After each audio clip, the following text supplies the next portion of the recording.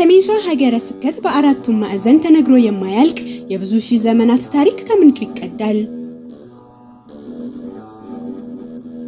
የሰው ልጅ መርምሮ ያልደረሰበት ምስጢር ዘርግቶ ያልጨበጠው ጥበብ ፈልጎ ያላገኘው ታሪክ መሰረት የኢትዮጵያ ኦርቶዶክስ ተዋሕዶ ቤተክርስቲያን የታሪክ ሁሉ መነሻ ሀብት ባለቤት ናት። በሀገረ ስብከቱ በተሳለምነው ገዳም ደጅ በጠናንበት ደብር በተማጸንነው አጥቢያ ድህነተ ሥጋ ወነፍስ ከመጎናጸፍ ባሻገር የታሪክን ድርሳን ገልጠን የማንነታችንን መነሻ ትናንትን እናውቃለን። በዛሬ የአቡ ቀለምሲስ ዘጋቢያችን ከመነሻችን ደብረ ብርሃን በስተሰሜን መዳረሻችንን በጣርማበር ወረዳ ቤተ ክህነት ደብረ ሲና ከተማ አድርገናል። ደብረ ሲና ከተማ ከደብረ ብርሃን በደሴ መስመር በምኒልክ መስኮት አሻግረን ቁልቁል ቀየውን ቃኝተን ጣሊያን ምድርን ምሶ ያበጃጀውን የጣርማበር የመሬት ውስጥ መንገድ በአግራሞት እንዳለፍ የምናገኛት ከተማ ናት። ተራሮች አንገት ለአንገት ተደጋግፈው ዙሪያዋን ዘብ የቆሙላት የእንግዶች ማረፊያ ደብረ ሲና ከተማ የበርካታ ስመጥር ሊቃውንት መፍለቂያ የሀገር ቆራጭ ተጓዦች ማረፊያ የአብርሃም ከተማ እንደሆነች ይነገርላታል። ለመሆኑ ይህች ጥንታዊ ከተማ ደብረ ሲና የሚል ስያሜዋን ከየት አገኘች? መጋቤ ጥበብ ሰሎሞን እስጢፋኖስ በሰሜን ሸዋ ሀገረ ስብከት የማህበራት ምዝገባ ክትትልና ቁጥጥር ክፍል ኃላፊና የአካባቢው ተወላጅ ይነግሩናል። ደብረ ሲና ተብላ የተሰየመችበት የመጀመሪያው ትርጉሟ በኦሪት ዘጸአት ምዕራፍ 24 ላይ እግዚአብሔር አምላክ ለሙሴ በደብረ ሲና ተራራ ጽላቱን እንደሰጠው ሁሉ ይችም ከተማ በዙሪያዋ በተራራ የተከበበች ስለሆነች በዛ አምሳያ አባቶች ተመልክተው በተራራ የተከበበች ነች። ስለዚህ የደብረ ሲና አምሳያ ነች ብለው ሙሴ ጽላት የተቀበለባት የደብረ ሲና አምሳያ ነች በማለት ደብረ ሲና ብለው ሰይመዋታል። ከደብረ ብርሃን 60 ኪሎ ሜትር ርቀት የምትገኘው ደብረ ሲና በ1928 ዓመተ ምህረት እንደተቆረቆረችም ይነገርላታል። ደብረ ሲና ስሟን ስናነሳ ከጎዳናዋ በረከት ጋር አብረው የሚነሱ በርካታ መገለጫዎች ያሏት ቢሆንም ደብረ ሲና ደብረ ምህረት መድኃኔ ዓለም ቤተክርስቲያን ደግሞ ለከተማይቱ መልኳ ነው። ደብረ ሲና ደብረ ምህረት መድኃኔ ዓለም ቤተክርስቲያን መቼ እንዴትና በማን ተመሰረተ? ስለ ደብረ ሲና ደብረ ምህረት መድኃኔ ዓለም ቤተክርስቲያን አመሰራረት ስናነሳ መጀመሪያ አይኔ ማርያምን እናነሳለን። እንግዲህ ይቺ ታላቋ ደብራችን በወረዳ የመጀመሪያዋ ትክል የሆነችው የአይኔ ማርያምን ስናነሳ ነጋሴ ክርስቶስ የተባለ ንጉስ በወቅቱ በ322 ዓመተ ምህረት ማለት ነው በዚህ ቦታ ላይ በይፋት ምድር ሃይማኖትን ለማስፋፋት ፈልጎ ከጎንደር ሄዶ ታቦተ መድኃኔ ዓለምን፣ ታቦተ ማርያምን፣ ታቦተ ሚካኤልን አምጥቶ በዚህ ቦታ በተተከለችው ቤተክርስቲያን እነዚህን ጽላቶች በዛ አስቀመጠ። ከዚያም በኋላ በዛ ያስተዳደረ ያለና ታቦቷ በዛ ተቀምጣ ማህበረ ካህናቱም ያገለገሉ ህዝበ ክርስቲያኑም እየተገለገለ ያለ ተመልሶ አሁንም ይህ ነገርማ ከሆነ ህዝበ ክርስቲያኑ እየበዛ ሲሄድ ይህ የመጣው ታቦት በቂ አይደለም በሚል በሰፊው ለማስፋፋት ተመልሶ ወደ ጎንደር ከተማ ሲሄድ በመንገድ ላይ በገጠመው ችግር መሰረት ነጋሴ ክርስቶስ የተባለው ንጉስ አረፈ። በዚያን ጊዜ ሰብስቲያኖስ የሚባል ልጅ ነበረው። ያ ንጉስ ይሄንን ተመለከተና ባስቸኳይ ወደዚች ወደ አይኔ ማርያም ሄዶ የቅዱስ ሚካኤልን ጽላት ከዛ ቦታ ላይ ለመውሰድ ፈለገ። ነገር ግን የሰብስቲያኖስ ልጅ ማለትም የነጋሴ ክርስቶስ የልጅ ልጅ ማለት ነው አብዬ ሆይ የሚባል ከዛ ቦታ ላይ የቅዱስ ሚካኤልን ጽላት ወስዶ በሶስት ተራራማ ቦታ አስቀመጠ። ዶቃቂት ሚካኤል፣ ሐራምባ ሚካኤልና ዋይሎ ሚካኤል በተባሉ ቦታዎች ላይ ሶስቱንም የቅዱስ ሚካኤል ከጎንደር የመጡትን የቅዱስ ሚካኤልን ጽላት በዛ በተተከሉ ቦታዎች ላይ አስቀመጠ።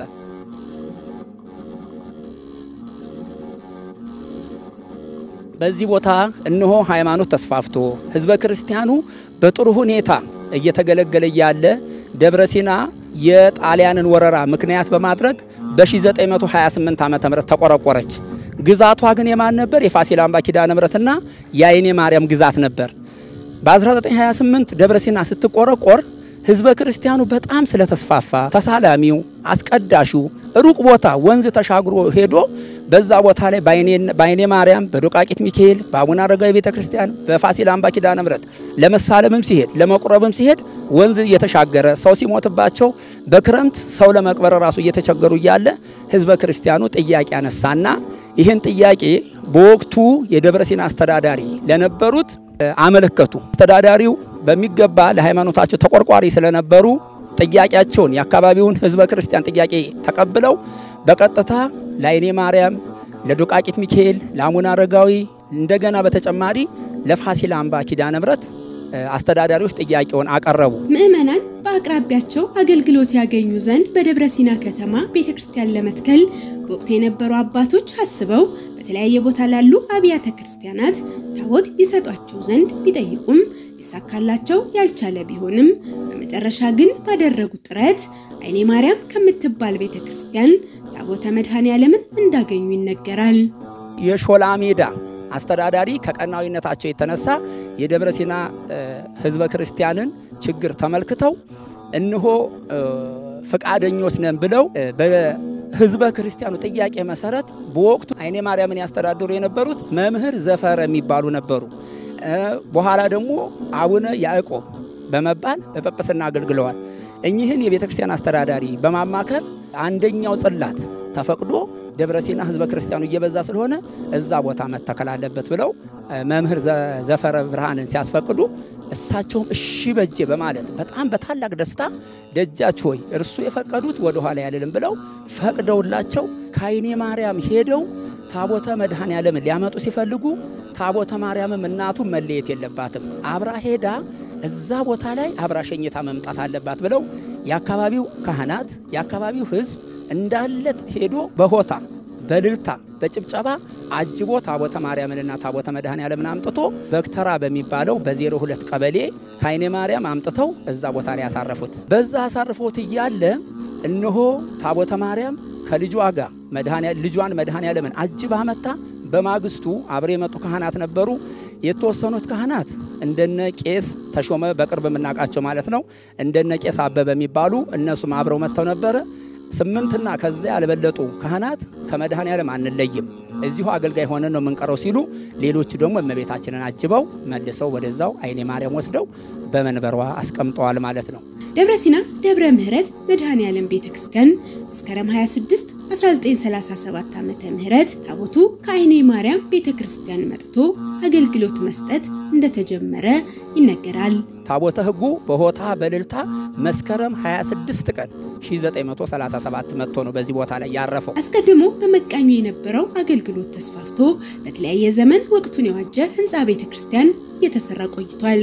በወቅቱ የነበሩ አባቶቻችን አያቶቻችን እናቶ አልታየ በየነ አቶ ሸዋፈራ ኪዳኔ እናቶ ወልደ ማርያም ብራንገት የሚባሉ ባሻ ተክለ ጻዲቅ እነ መቶ አለቃ ሀብቴ ፈቄ እናቶ መባአ ወልደ ማርያም የተባሉ አባቶቻችን ወዲያውኑ በኮሚቴነት ተዋቅረው አሁን ያለውን ቤተክርስቲያን ባስቸኳይ ከዛ እንደመጣ በመቃኞ ነበር የተቀመጠው ተፋጥነው ሰርተው ለጊዜው ቶሎ እንዲጣደፍ ብለው በእንጨትና በጭቃ ነበር የሰሩት። አሁን ያለውን ቤተክርስቲያን ባስቸኳይ ሰሩ። ዳግመኛም አሁን በማገልገል ላይ የሚገኘው ዘመናዊ ህንጻ ቤተክርስቲያን 1978 ዓመተ ምህረት ተጀምሮ በአንድ አመት ውስጥ ተጠናቆ አገልግሎት መስጠት መጀመሩም ይነገርለታል። በጥሩ ሁኔታ ህዝበ ክርስቲያኑ እያስቀደሰ አገልጋዮቹም እያገለገሉ ህዝበ ክርስቲያኑ እየተገለገለ ቆይቶ ከ1940 ጀምሮ እስከ 1978 ዓመተ ምህረት ድረስ በጭቃ በተሰራው በጥሩ ሁኔታ ስለተሰራ በጭቃው በተሰራው ቤት ሆኖ ያለ በ1978 ዓመተ ምህረት እንደገና ጥያቄ ቀረበ። በአስቸኳይ ኮሚቴ ተዋቅሮ በ1978 ታቦቱ ከቦታው አውጥተው በመቃኙ አስቀምጠው በ1978 ተጀምሮ በ1979 በጥርብ ድንጋይ አሁን የሚታየው ልዩ የሆነውን ቤተክርስቲያን ተሰርቶ በ1979 ተመልሶ ታቦተ ሕጉ ወደ መንበረ ክብሩ ገባ። ይህ ጥንታዊ የሊቃውንት አምባ በተለያየ ዘመናት ታላላቅ ሊቃውንተ ቤተክርስቲያን ከተለያዩ ቦታዎች ደቀ መዛሙርቶቻቸውን እያስከተሉ መጥተው አገልግለውበታል። እነ አለቃው ብሸትና አለቃ ሀብተ ጊዮርጊስ የሚባሉ ከታቦር እና አለቃ ተሰማና እና አለቃ ሰግደው ከሾተል አምባ በአታ እየመጡ ደቀ መዛሙርቶቻቸውን እያያዙ እዚህ ቦታ ያገለግሉ ነበር። እንደውም አንዳንድ ጊዜ ቦታው በመጥበብ ቅኔ ማህሌቱ ከመጥበቡ የተነሳ በድንኳን ሁሉ አገልግሎት እየተሰጠ እንደነበረ ለሁላችንም ግልጽ ነው። ይህ አሁንም ይህ ያማረ ቤተክርስቲያን የምታዩት ቤተክርስቲያን በጥሩ ሁኔታ አገልግሎቱ በተሳለጠ ሁኔታ እየተሰጠ ያለ ነገር ግን ከመጥበቡ የተነሳ አሁንም አያቶቻችን ቅድመ አያቶቻችን ይሄን ስራ ሰሩ። ያሁኑ ትውልድ ደግሞ ተነሳስቶ አሁንም በጥሩ ሁኔታ ዳው ሊቀ ካህናት የደብሩ አስተዳዳሪ እንደገና ደግሞ ሀገረ ስብከቱን በማማከር ሰፊ ቤተክርስቲያን ልንሰራ ነው ብሎ ጥያቄ በማቅረብ ህዝበ ክርስቲያኑ ካህናቱ በደስታ በመነሳሳት እነሆ ለሀገረ ስብከቱ ጥያቄ አቅርቦ በብፁዕ አቡነ ቀሌምንጦስ የሰሜን ሸዋ ሀገረ ስብከት ሊቀ ጳጳስ መልካም ፈቃድ በቦታው በመገኘት የመሰረት ድንጋይ ያኖሩ። ቤተክርስቲያኑ በልዩ ልዩ አገልግሎት ዘርፎች እንዲሁም በአስተዳደር የተሟላ አገልግሎት እየሰጠ እንደሚገኝ መልአከ ምሕረት እጹብ አስረድተውናል። የተሟላ አገልግሎት የሚሰጥበት ታላቅ ቤተክርስቲያን ነው። የልማት እንቅስቃሴዎችም አሉ። እንግዲህ የአጥቢያ ቤተክርስቲያኑን የልማት አደረጃጀት የክህነት አደረጃጀት ስንመለከት ከ15 ያላነሱ ካህናትና ዲያቆናት 3 የአብነት መምህራን የቅዳሴ መምህር የቅኔ መምህር የድጓ መምህር አሉ። በአጠቃላይ የቤተክርስቲያኑ አገልጋዮች ከላይ እስከ ታች ካስተዳዳሪው ጀምሮ ከ30 በላይ የሚሆኑ አገልጋዮች አሉ። በእነሱ የተዋቀረ ነው እና የተሟላ አገልግሎት ነው የሚሰጠው። ህጋዊ የይዞታ ማረጋገጫ እንዲኖረው ከማድረግ አንፃርም ሰበካው የተጠናከረ ስራ መስራቱን ገልጧል። ይህንን የህንጻ ቤተክርስቲያን ስንጀምር ህዝብ ወዴት ነው የሚያስቀድሰው የቀብር ቦታችንስ ወዴት ነው ብለን በጣም ተጨንቀን ነበር ከቦታ ጥበት አንፃርና የቤተክርስቲያኑ አስተዳዳሪ በሚሰጡት በሳል አመራርና ከታች ደግሞ ያለኑ አገልጋዮች የነሱን ትዕዛዝ የተቀበልን በመላላክ ከከተማ አስተዳደሩ ጋር በመነጋገር ይሄ ቤተክርስቲያን የይዞታ ማረጋገጫ እስካሁን ስላልነበረው የይዞታ ማረጋገጫው ለመረከብ ቦታው እንዲከለልና አዲስ ፕላኑ እንዲጸድቅልን በማድረግ በማጸደቅ አሁን በአጭር ጊዜ ውስጥ ደግሞ ሰፊ የይዞታ ተከልሎለታል። በአጭር ጊዜ ያንን የይዞታ ማረጋገጫውና ሳይት ፕላኑን ለመረከብ ቅድመ ዝግጅቱን አጠናቀን እንገኛለን ማለት ነው። ህፃናትና ወጣቶች ከደጁ በአንድነት ተሰብስበው ቤተክርስቲያናቸውን ጠንቅቀው እንዲያውቁ በማድረግ ረገድ እየሰራ ነው። ከጠቅላይ ቤተ ክህነት የተላከውን ስርዓተ ትምህርትም በአግባቡ እያስተገበር እንገኛለን ይላሉ። በሰንበት ትምህርት ቤት የተሟላ አገልግሎት ይሰጣል። ከነዚህም አንዱ ምንድነው በካሪኩለም ተቀርጾ የሚሰጠው ከላይ የመጣው ከጠቅላይ ቤተ ክህነት የመጣው ትምህርት ይሰጣል። እዚህ በደንብ በተደራጀ መልኩ ሁሉም ትምህርቶች አንድም ሳይቀር ይሰጣሉ። ስብከተ ወንጌልን ከማስፋፋት ምእመናንን በሃይማኖት ከማነጽ ከመጠበቅ አንፃር የተጠናከረ ስራ እየሰሩ እንደሚገኙም ይገልጣሉ። የነፍስ አባቶችን ሰብስበን ምክር እንሰጣለን። አስፈላጊ በሚሆንበት ጊዜ ደግሞ ስልጠና እንሰጣለን። ከዚያ በኋላ እነሱ ከሰለጠኑ በኋላ አንደኛ በየቤታቸው ያስተምራሉ፣ ሁለተኛ ደግሞ በንስሐ አባት ወደ ቤተክርስቲያን እያመጡ እኛ ስብከተ ወንጌል እየመደብን በዚያ እንዲማሩ እናደርጋለን። ዋናው ምንድነው በነፍስ ልጆች እንዲያዙ ማድረግ ነው። አሁን ትልቁ ስራ ያልተያዙትን እየቀሰቀሱ ነፍስ አባት ነፍስ የሌላቸውን ነፍስ አባት እንዲይዙ እናደርጋለን። አውደ ምህረት እናስተምራለን። ጉባኤው ግን ከወቅቱ ሁኔታ ጉባኤ እየጠሩ ዘማሪ ከተለያየ ቦታ እያመጡ ለማስተማር አሁን ጊዜው አመች ያልነበረምና እሱ ላይ ሰራም ብለን አናምን። ለቅድስት ቤተክርስቲያን ብሎም ለሀገር ተተኪዎችን ከማፍራት አንፃርም ምን እየሰራችሁ ነው ስንል ጠይቀናል። 3 የአብነት መምህራን ማለትም አንድ የቅኔ መምህር፣ አንድ የድጓ መምህር፣ አንድ የቅዳሴ መምህር ተቀጥሮ ተተኪ ከማፍራት አንፃር እነዚህ እየሰሩ ነው። በተለይ በቅኔ መምህር በኩል ብዙ ተተኪ የሚፈራበት ቦታ ነው። ገላውዲዮስ ማይምር ተኩሉ እንተሎ ወረደ መረል ተከሳዱ ሰይፈ ሚሎስ ከሎ ሌላ ይቀኝልሻል ሁሉም ለጉባኤ ቃና ወይዘሮ ዳንኤል የሥላሴ ባሪያ ተነሳ ፎክሮ ይቀኝልሻል ሁሉም ለጉባኤ ቃና ወይዘሮ ዳንኤል የሥላሴ ባሪያ ተነሳ ፎክሮ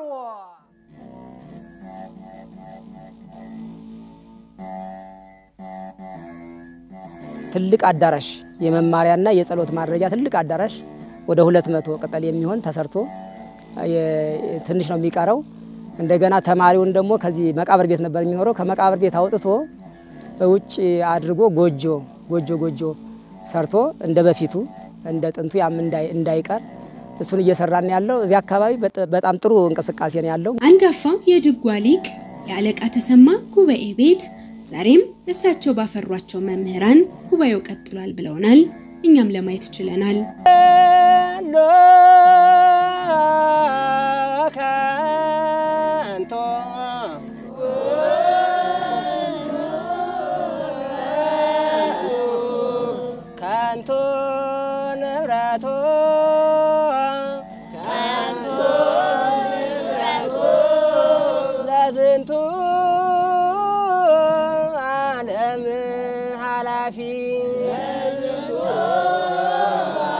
በቤተክርስቲያኑ ስር በሚገኘው የአብነት ትምህርት ቤት ተገኝተን የትምህርቱን ሂደትና የተማሪዎችን ኑሮ ቃኘን። የቅኔ ትምህርት ቤት በጣም ከሁሉም ትምህርት ይለያል። የሚለይበት ምክንያት ምንድነው? በራስ ጥረት ነው ቅኔ አንድ ተማሪ ማወቅ የሚችለው እና ብዙ ጊዜ ተማሪው ግስ ያጠናል፣ ይነግራል፣ ይቀጽላል። ከዚያ በመነሳት ነው ራሱን ማወቅ የሚችለውና የቅኔ ትምህርት ማለት ራስን ለማወቅ ብርሃን እንደሆነ አንደኛ ከጨለማ ወደ ብርሃን መፈጠር ያህል ነው። አንድ ተማሪ ቅኔ ተቀኘ ማለት የአብነት ትምህርት ቤት ማለት ምንጭ ነው። የአብነት ትምህርት ቤት የለም ማለት ባህሩ ደረቀ ነው። ስለዚህ ይሄን የአብነት ትምህርት ቤት ማንንም ሰው መደገፍ ይችላል ማለት ክርስቲያናዊ የሆነው ሁሉ ይሄ አብነት ትምህርት ቤት ማለት ለደብረ ሲና ብቻ አይደለም። ይሄ አብነት ትምህርት ቤት ለኢትዮጵያ ነው። ከነዚህ አብነት ትምህርት ቤት ወጥተው ነው ሊቀ ጳጳስነት፣ ፓትርያርክነት ሌላም ልዩ የሚሆኑትና ይሄ አብነት ትምህርት ቤት መደገፍ አለበት። አዎ ያሉ ችግሮች አንደኛ የተማሪ መመሪያ ቤት የለም። ለዜማ ቤት ተብሎ እየተሰራ ያለ ጉባኤ ቤትም የለም። ቅዱ ላይ እንግዲህ እኔ እንጃ ለሰበካውም ቢሆን ሰበካ ጉባኤውም ቢሆን ለዜማ ቤት ብሎ ያዘጋጀው እንትንም እስካሁን የለም። ያሉት በመቃብር ቤት ውስጥ ነው። በመቃብር ቤት ውስጥ ያለች ቤትም አንድ ቤት ናት። ይሄ ለዜማ ተማሪ ያለው አብዛኛው ተማሪ ተከራይቶ ነው የሚማረው። የማስተማሪያ ቦታም የለም፣ አዳራሽም የለም። ይሄ ነው የተማሪው ትንሽ ችግር። ከዛ በተረፈ ደግሞ የስንቅ ሁኔታ ያው ከቤት ኪራይ አልፎ እንደገና ደግሞ የቀን ስራ ሰርቶ ነው ስንቅ የሚያገኘውና ስንቅም በጣም አስቸጋሪ ሁኔታ ላይ ነው ያለው። ከወዲህ እንኳን ብሎ እንደምንም ከሀገር እንኳን ዞር ብሎ እንደልብ ስንቅ ለመሸከፍ እንኳን ያሉ የጊዜ ሁኔታዎች እንደ መታወቂያ እንደምናምን አይነቶች በጣም ጊዜው ጋር አስቸጋሪ ነው። የስንቅ የመጠለያ የመሳሰሉ ነገሮች በጣም አስቸጋሪ ሁኔታ ላይ ነው ያለው። የአብነት ደቀ መዛሙርቱን ስለ ጉባኤ ቤታቸውና ስለ ትምህርታቸው ሂደትም ጠይቀናቸዋል። እሺ እኔ ተማሪ ጹባ እያለው ባላለሁኝ የመጣሁትም ከዋርላ ወረዳ ነው፣ ጋዞ ወረዳ ማለት ነው። በተለያዩ ትምህርት ቤቶች ኑር ያለሁኝ ስኖር ዝናውን ሰማለ። የትምህርት ቤት ከ10 ዓመት በላይ ሆኖታል። ይሄ ጉባኤ ስሙ የቅኔ ጉባኤ ይሁን እንጂ ካይ ጉባኤ የሚመጣበት የድጓ መምህር፣ ያቋቋም መምህር፣ የተለያየ በቃ የመጽሐፍ መምህር ሙራን ነው የሚመጣበት ካይ ጉባኤ። ስሜም ወድስ ደስታው ባላለሁኝ የመጣሁት ከሰሜን ወሎ በላስታ ወረዳ ወደብዬ ከሚባል ቀበሌ ነው የመጣሁት። ይሄ ቅኔ ጉባኤ ከተመሰረተ ከ10 እና ከዛም በላይ አመት ይሆነዋል። ጉባኤያችን ለማደስና በጉባኤ ቤት ሌላ ቦታ ተሰጥቶና እንገኛለን። ጉባኤያችን ደግሞ በጀምረን ግን አሁን ሆኖም በኢኮኖሚ እጥረት ምክንያት የተወሰነ ወደ በኋላ እየተጓተተብን ይገኛል። ከቤተ ክርስቲያን ቀጥሎ ዋናው መነሻው ምንጩ ጉባኤ ቤት እስከሆነ ድረስ አንድ ቤተ ክርስቲያን ተከማው 10 ቤተ ክርስቲያን ከመስራት አንድ ጉባኤ እንትን ማለት ይችላል። ምክንያቱም አንድ ጉባኤ ከመቶ ምናምን በላይ ያለን ቤተ ክርስቲያን ማስከፈት ይችላል። ለመማር ማስተማሩ ሂደት መሰናክል የሚሆኑ ጉዳዮችና የተወሰደውን መፍትሄም ያነሳሉ። ያው የመማሪያ ማስተማሩ በዚህ በደብረ ሲና ደብረ ምሕረት መድኃኔዓለም ቤተ ክርስቲያን ያው እስካሁን ድረስ የምንማርበት ቦታ እንዲሁ ዝም ብለን ማለት የውዳሴ ማርያም ጸሎት የምናደርሰው እንዲሁ ዝም ብሎ ቦታ ላይ ቀብር ቦታ ውስጥ ነበር።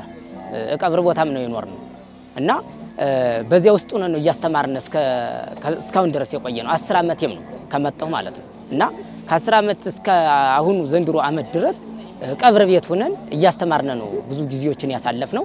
ውሃ በመንደር ፈልገን የምንጠቀመው እንኳን ማለት ነው ውሃ ከውሃ ያነሰ የለም። በመንደር ፈልገን ይሄ እንኳን አይሻለችንም በቃ ማለት እንጃ የሷ ፍቅሯ በሰውነታችን ስላለ ይሄ እንኳን ራሱ ይሻለችናል ብለንም ለሰው ማናወራም ማለት ነው። በቃ ለቤተሰብ እንኳን አንናገርም። ምክንያቱም ቤተሰብ እንኳን ይሄ ነው የምንላቸው ኑቶሎ ሀኛ ጋራ መንገዷችሁን ሄዳችሁት በቃ እንደንትን ነገር ያዩታል በቃ ማለት ነው። በጣም አይዟችሁ ራሱ በቃ የሰው ልጅ ገንዘብ ያልቃል ምክር አያልቅም። በቃ እንደዚህ ነው በቃ ስለሰማ በቃ እንደ ቢያንስ እንኳን የተለያዩ እኛ ቢያንስ እንኳን እኛ የተወሰነ በቃ እየሰራን ቢሆን የተወሰነ በቃ አለን ግን አሉ ብዙዎች ምስኪኖች አሉ ከይጉባኤ ሲመጡ ቅድም ነግሬሻለሁ ከዳር እስከ ዳር ነው የሚመጡት በኢትዮጵያ ውስጥ ከኤርትራ ሁሉ የሚመጡ አሉ ብዬሻለሁ።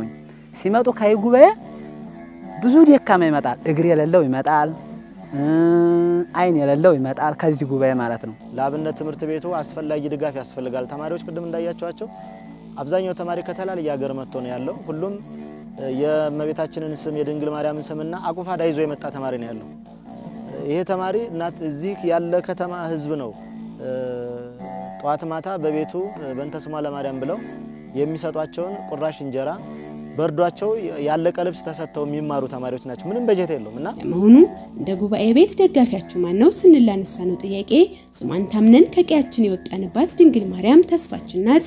አምላክም አልጣለንም ሰው ያዘጋጀ እያስነሳልንም ከውጭ ሀገርም ሆነ ከሀገር ውስጥ ወደ ጉባኤያችን የሚያዩ አይኖች አሉ እንጂማ ዋስ እንኳን ይቸግር የለ ይላሉ።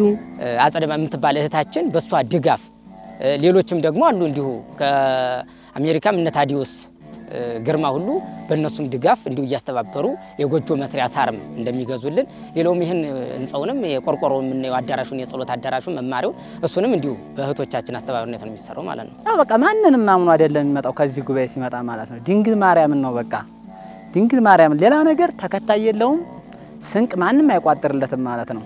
ከዛም ሲመጣ እናት አባት እንኳን አስኮላ ተማሩ ቢሉት የቢል የድንግል ማርያም ፍቅር ያስገደደው ነው የሚመጣው ማለት ነው። ሲመጣ የሚያንጠለጥለው ወደዚህ ጉባኤ ሲመጣ ሻንጣውን ብቻ ነው ማለት ነው። የለበሳት ልብስና ሻንጣውን ይዞ ነው የሚመጣው ወደዚህ ጉባኤ ሲመጣ። ከዚህ ጉባኤ ግን ሲመጣ ችግሩን ተቋቁሞ ብርዱን ተቋቁሞ በቃ ብዙ ነገር አለው ማለት ነው። እናት አባት እንኳን ለምን አስኮላ አትማርም ወይ ለምን እኔ ለምን እንዴት በላልይ አዝዬ ነው ይያሉ ማለት ነው። በቃ በግድ በቃ የሷን የድንግል ማርያም በቃ ፍቅሯን ለማዘከር ደግሞም ይሄን ብቻ አይደለም በቃ አዳም እንባውን ጨርሶ ደም ያለቀሰባትን ገነትን የምታዋርስናት ማለት ነው እንጂ ትምህርት ማለት ነው። በቃ ምሳሌ ጉባኤ ቤት ካላለ እኛ ካልተማርን ዛሬ ዝቅ ብለን ካልተማርን ነገ እንደነንታ እንደነ ምሳሌ እንደዘቃ እንደ መሪዎቹ እንደተለያዩት አባቶች ወይት ይገኛል በቃ ከነሱ የሚተካው ከነሱ እኛ ዝቅ ብለን ደሞሃኛ ደሞ ዝቅ ብለው በቃ እኛ ስነድ የኛ ወንድሞች እየመጡ ማለት ነው።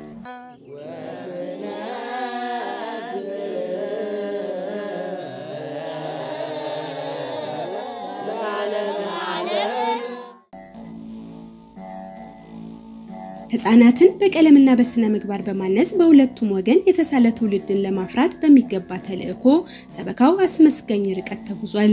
ከኬጂ 1 እስከ ኬጂ 3 ከአንደኛ ክፍል እስከ 6ኛ ክፍል ተማሪዎችን ያስተምራል። ይሄ ምንድነው ተተኪን ለማውጣት ነው። ይሄ ቤተክርስቲያን ታላላቅ ሊቃውንቶች ያረፉበት ብዙ ግናይ የሚቆምበት ቤተክርስቲያን ነው። በዚህ ስር ደግሞ ግዕዝ ይማራሉ መጽሐፍ ወንጌልም ይማራሉ ሳይንስ እየተማሩ የዘመኑን ቴክኖሎጂ መጥቀው እንዲሄዱ ይሄንን ተደርጓል። ሰበካው በስሩ ከቅድመ መደበኛ እስከ 6ኛ ክፍል ዘመናዊ ትምህርትን በማስተማር ላይ ይገኛል። የኛውን ትልቁ ጥቅማችን ምንድነው ልጆቹ ተምረው ጎን ለጎን ደግሞ የቤተክርስቲያኒቷን የግብረ ገብ ትምህርት ተምረው ተማሪዎቻችንም ደግሞ ከሌሎች ትምህርት ቤት ሲነጻጸሩ አይተናቸዋል አጥንተናል ጥሩ ውጤት አምጥተናልና ትምህርት ቤቱ ነው አንዱ ተመሰረተበት ዘመን 2000 ዓመተ ምህረት ነው። ይሄን ትምህርት ቤቱ የተጀመረው በበጎ አድራጎት እንዲሁም የአካባቢው ምእመናን ነጋዴዎች የደብረ ሲና ነጋዴዎች እያንዳንዳቸው ግለሰብ አዋጥተው ለቤተ ክርስቲያኑ ይሄ ትምህርት ቤት እንዲገነባ ፕሮጀክቱን በቀረጹት መምህር አየለሽ ፈራው ይሄን ትምህርት ቤት እዚህ ደረጃ ደርሷል። 6ኛ ክፍል ድረስ ደርሷል። በየጊዜው ያደገ እየጨመረ ቁጥሩ የመምህሩም የሰራተኛውም የተማሪውን ቁጥር እየጨመረ አሁን ባለበት በ2017 ዓመተ ምህረት 720 ተማሪ 36 ሰራተኞች አሉት። አገልግሎቱ ሰፊ በመሆኑ አገልግሎቱን የናፈቁ የሚመጡ አገልግሎቱን ጥራት እያዩ የሚመጡ ወላጆች በጣም በርካታ ናቸው። እነዚህን በርካታ ወላጆች ማስተናገድ አቅም በማጣታችን በየዓመቱ ከ50 እስከ 60 የሚሆኑ ተማሪዎች ይመለሱብናል። አንዱ ትልቁ ችግራችን እሱ ነው። ይሄም ሆኖ ግን አገልግሎታችን ጥራት በጣም ከፍተኛ ስለሆነ በሄዱበት ቦታ ተወዳዳሪ ሆኖ ህፃናትን እያፈራን ያለንበት ሁኔታ ነው ያለው። የግብአት ከፍተኛ የግብአት ችግር አለ። አንደኛ ከህዝቡ የሚሰበሰበው በጣም አነስተኛ ውስን ገንዘብ ስለሆነ በህዝብ ገንዘብ ነው የሚተዳደረው። ውስን ገንዘብ ስለሆነ የህዝቡ አቅም አናሳ ስለሆነ የሚከፈለው ለሰራተኛ የሚከፈለው ደሞዝ በጣም አናሳ በመሆኑ ጥራት ያለው መምህር በምንፈልገው ልክ ማግኘት ሰራተኛ ማግኘት ያለመቻል።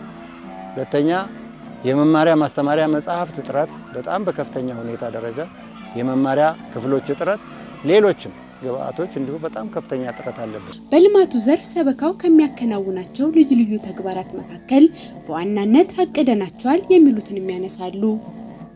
ከዚህ ባሻገር ደግሞ እንዳያችሁት ጉባኤ ቤት ብዙ በጣም እየተስፋፋ ነው። ደቀ መዛሙርት እየበዙ ነው። ደቀ መዛሙርት ሲመጡ ደግሞ የሚያድሩበትም ያው ብዙ ምቹ ስለማይሆን የሕክምና ያስፈልጋቸዋል። ሕክምና የሚያገኙበት ቤተክርስቲያኗም ቋሚ ገቢ ሁሉ ጊዜ ከልጆቿ ጥላ ዘግዝቃ የምትለምንበት እንዳይሆን ያለ ማድረግ ደግሞ ፕሮጀክት ቀርጸን ትልቅ የሕክምናም በሆቴልም ለመስራት ኢንቨስትመንት ስራዎችን ቅድመ ዝግጅቶችን እየሰራን እንገኛለን። ፕሮጀክት ማለት ነውና ወደፊት ይሄን ስራ ለመስራት እየተንቀሳቀስን ነው የምንገኘው። ሶስተኛ ላይ በመንፈሳዊ የልማት ዘርፉ ላይ እንዳያችሁት ቅድም እንደተገለጸው የቀኔ የቅዳሴና የዜማው የድጓ ጉባኤ ቤት አለ። ከዚህ ከጠንባ በታች ደግሞ ወደ ይፋቱ ቀጣና ስንመለከት የመጽሐፍት ጉባኤ ቤት የለም። ያን የመጽሐፍት ጉባኤ ቤት እዚሁ ለማጠናከርና ለመክፈት እነዚህ ቅድም ያያችኋቸው ደቀ መዛሙርቶች ቀኔ እዚህ ከተቀኝተው ወይ ወደ አንሳስ ማርያም ጉባኤ ቤት ወይ ሐይቅ እስጢፋኖስ ጉባኤ ቤት ወይ ደግሞ ቦሩ ሜዳ የመጽሐፍት ጉባኤ ቤት ወይ ደግሞ ወደ ጎንደር ነው የሚሄዱት። እዚሁ ተምረው እዚሁ ደግሞ የመጽሐፍት ቢኖርላቸው እዚሁ ያንን በጉባኤ ቤት ያመሳጠሩት ሚስጥር መጽሐፍት ላይ ገብተው ደግሞ እንዴት ነው ብለው እንዲያትቱ እንዲያመሰጥሩ የመጽሐፍት ጉባኤ ቤት ለመክፈትና ጉባኤ ቤቶችን ለማስፋት ወደፊት ያቅደን እየተንቀሳቀስንበት ያለው ሁኔታ ያለ። ራስ አገዝ ልማትን በተመለከተ ሰበካው የሚያከናውናቸው ልዩ ልዩ የልማት ስራዎች ቢኖሩም ቀዳሚ ተግባራችን ግን ትልቁ ልማታችን አዲስ በመገንባት ላይ ያለው ህንጻ ቤተክርስቲያን ነው። የመገንባቱ ምክንያት ጥበት ነው ይላሉ። አንዱ ትልቁ አሁን ልማት ብለን ያዝነው ይሄን የህንጻ ቤተክርስቲያን ነው። የህንጻ ቤተክርስቲያን በወቅቱ አባቶች ለሁኔታውና ለህዝቡ በሚመጥን መልኩ ህዝቡን ያገለግላል በሚሉት መልኩ ይሄን የምታዩትን ትልቅ ቤተክርስቲያን ሰርተው ለጊዜው በቂ ነበር። እሱ ቤተክርስቲያን ግን አሁን በቂ አልሆነም። ህዝቡ እንደምታዩት በፊት አሁን ከተማ ሆነ። ራሱ ከተማው ብቻውን የከተማ አስተዳደር ሆኗል። ከወረዳው ተነጥሎ ራሱ ደብረሲና የከተማ አስተዳደር ሆኗልና በጣም ብዙ ህዝብ ከገጠርም በዚህም እየሰፋ ስለሆነ ይሄንን አስፋፍቶ በጥሩ ሁኔታ ለመስራት ብፁዕ አባታችን አቡነ ቀሌምንጦስ መጥተው አይተው በሳቸው መልካም ፈቃድ የመሰረት ድንጋይ ጥለው አሁን ስራው በመታዩት መልኩ እየተፋጠነ ይገኛል። ከመልከ ብዙ ፈተና በኋላ እዚህ የሚታይበት ደረጃ ላይ የደረሰውን ህንጻ ቤተክርስቲያን ለማስፈጸም በአዲስ አበባ የተቋቋመው ንዑስ የህንጻ ሰሪ ኮሚቴ አማካኝነት ሰፊ እንቅስቃሴ እየተደረገ የሚገኝ ሲሆን ከዚህም ውስጥ ዋነኛነት የገቢ ማሰባሰቢያ መርሃ ግብር ማዘጋጀት መሆኑን ይናገራሉ። እንደሚታየው ነባሩ ቤተክርስቲያን ቀደም ሲል ያው በትንሹ የተሰራ ስለነበረ አሁን የህዝቡ አገልጋይን ከመሆን የተነሳ አንደኛ ጥበት በመኖሩ ካህናት አገልጋዮችም ተጨናንቀው አይደለም ስርዓተ ቁርባን የሚቆሩ እናቶች አባቶች ህፃናት ጅምር ከቤተክርስቲያኑ ጥበት አንፃር ውጪ ድረስ ከውጪ ስርዓቱ እየተካሄደ በመሆኑ ከዚህ በመነሳት ይሄ ቤተክርስቲያን በዚህ መቀጠል የለበትም፣ ስለዚህ ሌላ ቤተክርስቲያን መሰራት አለበት በሚል ያካባቢው ጠቅላላ ምእመን ካህናት አባቶች እንደዚሁም ደግሞ የሰንበት ትምህርት ቤቶች ሁሉ አባል በመሆን ያው እዚቹ አውደ ምሕረት ተሰባስበን ወደ ኮሚቴ ማዋቀር መጣን። ህንጻው አዲስ ቤተክርስቲያን ለመስራት ማለት ነው። ህንጻውን ለመገንባት በብፁዕ አቡነ ቀሌምንጦስ ቀዳማዊ የሀገረ ስብከቱ ሊቀ ጳጳስ የመሰረት ድንጋይ ከተጣለበት ከ2010 ዓመተ ምህረት ጀምሮ የህንጻ አሰሪ ኮሚቴ በማዋቀር አሁን እስካለበት ድረስ ለማድረስ ከፍተኛ ጥረት ሲደረግ ቆይቷል ብለዋል። በብፁዕ አባታችን በአቡነ ቀሌምንጦስ የሰሜን ሸዋ ሀገረ ስብከት ሊቀ ጳጳስ በተገኙበት ሐምሌ 22 2010 ዓመተ ምህረት መሰረት ድንጋይ ተመሰረተ ተቀመጠ። የህንጻ ቤተክርስቲያኑን ግንባታ ከአፈር ምርመራ እስከ ዲዛይን መረጣ ከመሰረት እስካሁን እስካለበት ለማድረስ እልህ አስጨራሽ ጊዜያት እንዳለፉ ይገልጣሉ። የዚህ ህንጻ የደብረ ሲና ደብረ ምህረት መድኃኔዓለም ህንጻ አሰሪ ኮሚቴ እልህ አስጨራሽ ስራዎችን እስካሁን ድረስ ሰርቷል። ከመልከ ብዙ ፈተና በኋላ እዚህ የሚታይበት ደረጃ ላይ የደረሰውን ህንጻ ቤተክርስቲያን ለማስፈጸም በአዲስ አበባ የተቋቋመው ንዑስ የህንጻ አሰሪ ኮሚቴ አማካኝነት ሰፊ እንቅስቃሴ እየተደረገ የሚገኝ ሲሆን ከዚህም ውስጥ በዋነኛነት የገቢ ማሰባሰቢያ መርሃ ግብር ማዘጋጀት መሆኑን ይናገራሉ። በዚህም መሰረት የካቲት 30 2017 ዓመተ ምህረት በአዲስ አበባ ቦሌ ደብረሳሌም መድኃኔዓለም ቤተክርስቲያን ለህንጻ ግንባታው ማስፈጸሚያ ሰፊ የገቢ ማሰባሰቢያ መርሃ ግብር ተዘጋጅቷል። ሰፊ ልማት ነው ያለው፣ ሰፊ ስራዎች ላይ ነው ያለው ደብር ማለት ነው።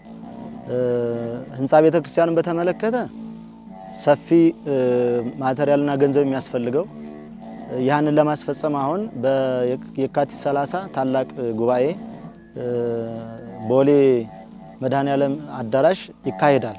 እዚህ አሁን የምታዩት ቤተክርስቲያን እስካሁን ድረስ ታግለው ይሄ ህንጻ አሰሪ ኮሚቴ ከአካባቢው ህዝበ ክርስቲያን ከሩቅም ከቅርብም በውጭም ያለው ማህበረ ክርስቲያን እየጠየቁ ለዚህ አደረሱት እና አሁን ግን በእውነት እጃቸውን አጣጥፈው ምንም ማድረግ ስለማይችሉ ህንጻ አሰሪ ኮሚቴውም ሆነ ሰበካ ጉባኤው ምንም ማድረግ ስላልቻሉ በአሁኑ ሰዓት እዚህ ደረጃ ካደረሱ በኋላ በአዲስ አበባ የህንጻ አሰሪ ንዑስ ኮሚቴ በአካባቢ ተወላጅ የሆኑትን አዋቅረው በጥሩ ሁኔታ የአዲስ አበባውም ህንጻ አሰሪ ንዑስ ኮሚቴ እጅግ ለሃይማኖቱ ተቆርቋሪና ለቤተ ክርስቲያን ቀን አገልጋይ በመሆኑ ይህ በአዲስ አበባ ያለ ህንጻ አሰሪ ንዑስ ኮሚቴ በጥሩ ሁኔታ በእግዚአብሔር ፈቃድ በመነሳሳት ለጥሩ ውጤት ይሄን ቤተ ክርስቲያን ጥሩ ውጤት ላይ ለማድረስ በአዲስ አበባ በቦሌ ደብረሳሌም መድኃኔዓለም ቤተ ክርስቲያን የካቲት 30 ቀን ሊቃነ ጳጳሳት ሰባክያነ ወንጌል ባሉበት ማርያን በተገኙበት ህዝበ ክርስቲያን በተሰበሰበበት ታላቅ የገቢ ማሰባሰቢያ መርሃ ግብር ተዘጋጅቷል። ለዚህ ህንጻ ቤተክርስቲያን ማስፈጸሚያ የሚሆን ብዙ ነገር ይጠይቃል። ማቴሪያል ያስፈልጋል፣ ገንዘብ ያስፈልጋል። አሁን በፍጥነት በመሰራት ላይ ነው ያለው እንደምታዩት። ይሄን ለመስራት ማንኛውም በዚህ አካባቢ የተወለደ በሌላውም ሀገር ያለ ቸሩ መድኃኔዓለምን የሚወድ ሁሉ እጁን ዘርግቶ የሰማይ ቤቱን እንዲሰራ ነው መልእክት ማስተላለፍ። ከባድም ስለሆነ ችግሩ እዚህ ላይ ነው አሉት። ትልቅ ስራ ላይ ነው ያለ ነው። ይሄን ጀምረን ወደ ኋላ ምንልበት አይደለም። ትልቁ ትኩረታችን እሱ ላይ ነው።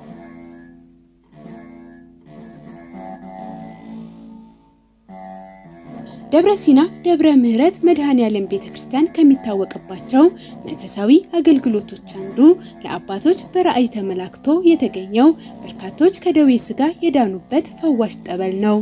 አባቶች ባዩት ራእይ መሰረት ወደዚህ ቦታ አምጥተውት ይሄን ቦታ በጥሩ ሁኔታ ዙሪያውን በማስከበር ዙሪያውን ቤት በመስራት ይህ ጸበል ብዙዎችን ሲፈውስና በሚገባ ፈውስ ያገኙ ከዚህ ቦታ ላይ እልል እያሉ እያመሰገኑ እግዚአብሔር አምላክን ወደ ቤታቸው ሲመለሱ እናያለን።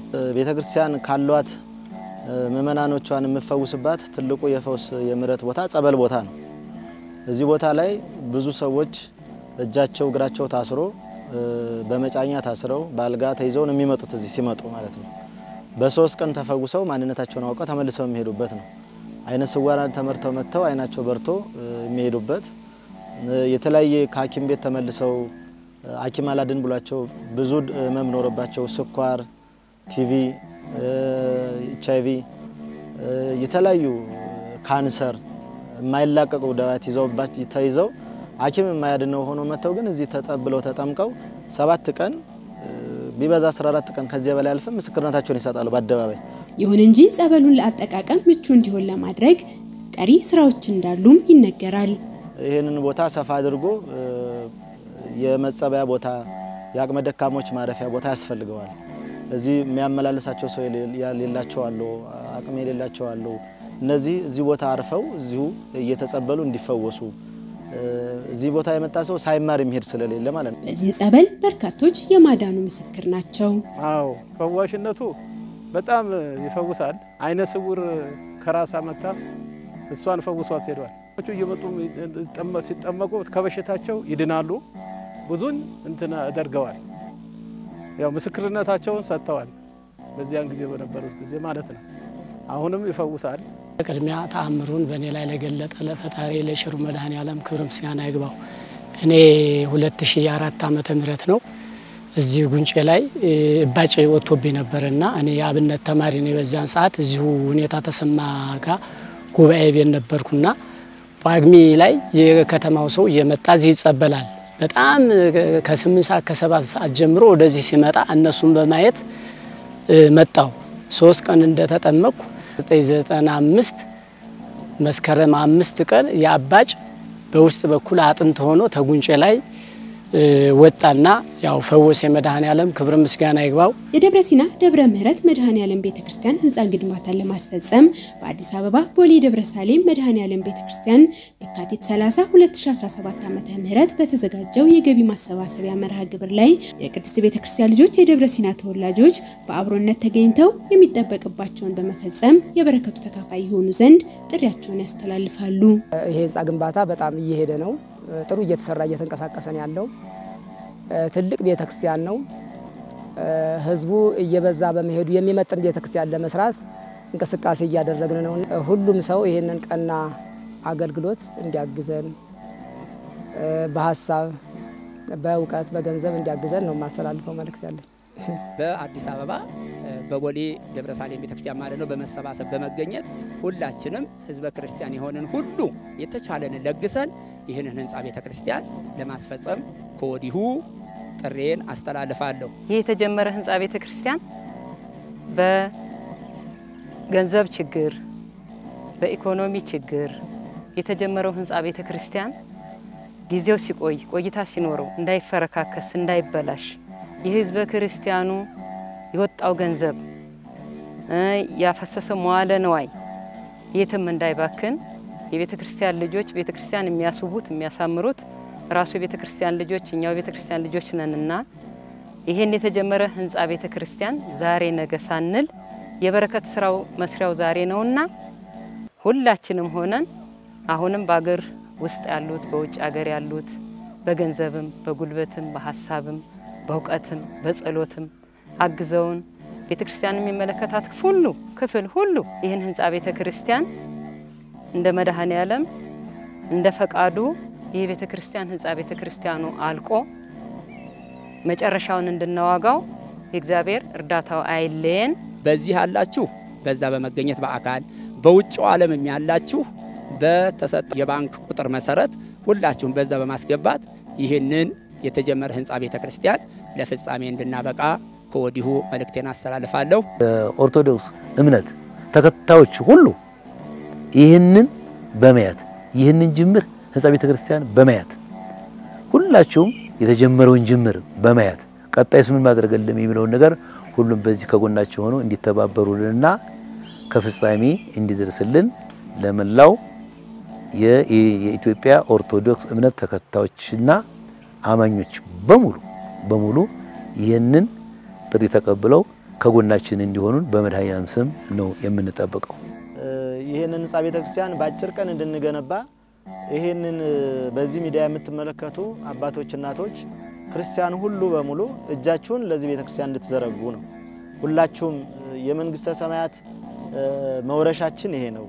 በምድር ያነጽነው በሰማይ ታንጾ እንዲጠብቀን መድኃኔዓለም ለቅዱሳን ጻድቃን ሰማዕታት ለሌሎችም ኩሉ ዘሐነጸ በስምከ ቤተክርስቲያን አና አድንጽሎቱም አይደረዘ በሰማያት ቤተክርስቲያን በስምህ ያነጸ እኔ በሰማይ ማደሪያ አንጽለታለሁ በሰው እጅ ያልተሰራ በሰው ልቦና ያልታሰበ የሰው ዓይን ያላየው ስላለ እንኳን የሌሎችን ይህን ካለ የሱን ቤት ደግሞ አንጸን በሱ ቤት ደግሞ ለመገልገል ካሰብን ምን ያህል ርስት እንደምንወርስ እናውቀዋለን። በደብሩ እየተከናወነ ያለውን ልዩ ልዩ የልማት እንቅስቃሴ የአብነት ጉባኤ ቤቶችና ዘመናዊ ትምህርት ለማስቀጠል የቅድስት ቤተክርስቲያን ልጆች ሁሉ የሚቻላቸውን ድጋፍ በማድረግ ማገዝ በተለይም በመገንባት ላይ ያለውን ህንጻ ቤተክርስቲያን በአብሮነት በመገንባት ለፍጻሜ ማብቃት የሁላችን ድርሻ ነው እንላለን።